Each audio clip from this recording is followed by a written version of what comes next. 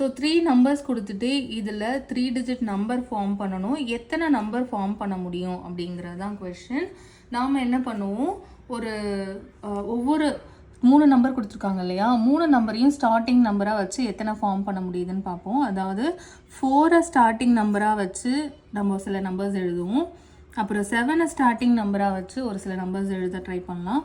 அப்புறம் 9 ஸ்டார்டிங் நம்பராக வச்சு எழுத ட்ரை பண்ணுவோம்.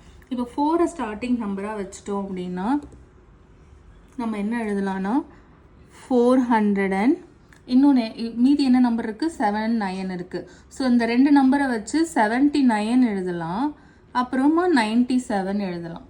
இது மேலே வேறு எந்த காம்பினேஷன் நம்ம 4 ஸ்டார்டிங் நம்பராக வச்சுட்டு கொண்டு வர முடியாது. ஓகே, நெக்ஸ்ட்டு 7 வந்து நம்ம ஸ்டார்டிங் நம்பராக வச்சு போய்ப்போம். 7 ஸ்டார்டிங் நம்பராக வச்சுட்டு மீதி இருக்க நம்பர் 49 இருக்கு இல்லையா, 4 and 9 இருக்கு.